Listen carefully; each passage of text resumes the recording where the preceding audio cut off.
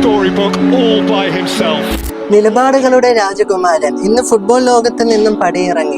നമുക്കറിയാം ഇപ്പോൾ നടക്കുന്നത് വേൾഡ് കപ്പാണ്. കുറച്ചധികം മണിക്കൂറുകൾക്ക് മുമ്പ് സ്പെയിൻ വേഴ്സസ് പോർച്ചുഗൽ എന്ന പോരാട്ടത്തിൽ അവസാനം ആ ഒരു കളി അവസാനിക്കുന്നതോടുകൂടി 2026 വേൾഡ് കപ്പ് എന്നൊരു സ്വപ്നം പോർച്ചുഗലിന് നഷ്ടമാവുകയാണ്.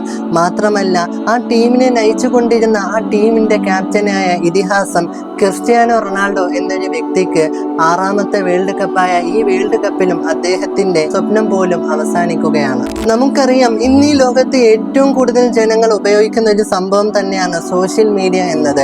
എന്നാൽ ആ സോഷ്യൽ മീഡിയയിൽ ഏറ്റവും കൂടുതൽ ആരാധകരുള്ള, ഏറ്റവും കൂടുതൽ ഫോളോവേഴ്സ് ഉള്ള ഒരു ഏക കായിക താരമാണ് ക്രിസ്ത്യാനോ റൊണാൾഡോ എന്നൊരു ഇതിഹാസം പോലും. കേവലം ഒരു പ്ലെയർ എന്ന നിലയിലോ മറിച്ച് പോർച്ചുഗൽ എന്നൊരു രാജ്യത്തിനോടുള്ള സ്നേഹം കൊണ്ടോ മാത്രമല്ല അതെന്നത്, മറിച്ച് ഈ ലോകം ആ ഒരു CR7 എന്ന ഇതിഹാസത്തിന് കൊടുക്കുന്ന ഏറ്റവും വലിയൊരു അംഗീകാരമാണത്. അദ്ദേഹം ഇന്ന് പടിയിറങ്ങി.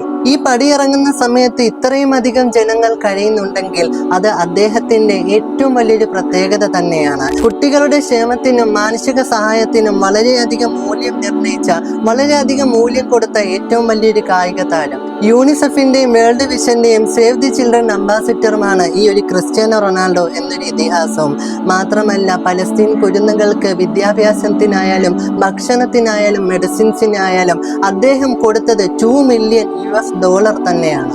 മാത്രമല്ല തുർക്കിയിലും സിറിയയിലും വെനസ്വേലയിലുമെല്ലാം നടന്ന ഭൂകമ്പത്തിൽ തന്നെ അദ്ദേഹം അവർക്കെല്ലാം കൊടുത്തയച്ചത് ഒരു വിമാനം നിറയെ ഭക്ഷണങ്ങളും മെഡിസിൻസുമാണ്. എല്ലാ പ്ലേയേഴ്സും ശരീരത്തിൽ ടാറ്റു ഒട്ടിക്കുന്ന സമയത്ത് പോലും രക്തദാനത്തിന്റെ ഏറ്റവും വലിയ പ്രാധാന്യം മനസ്സിലാക്കിക്കൊണ്ട് എപ്പോഴും രക്തം ദാനം ചെയ്യുന്ന ഒരു രക്തദാതാവായി മാറുകയും ചെയ്തു. 2026 വേൾഡ് കപ്പിൽ നിന്ന് പോർച്ചുഗൽ എന്ന ടീം പരാജയപ്പെട്ടു.